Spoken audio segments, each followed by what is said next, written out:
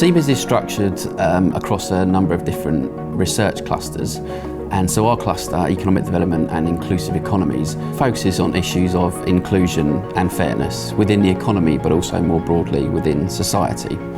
And we look at the role of a range of different stakeholders, of companies, of policymakers, of communities, of citizens, and the impacts which their behaviours have on issues of fairness and inclusion.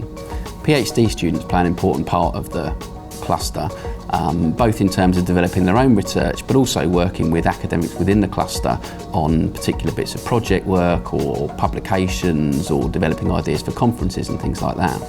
The cluster works quite closely with policymakers, so with policymakers both in central but also local government in terms of using research insights to develop policy. Members of the cluster also work closely with industry, particularly around things like low carbon mobilities.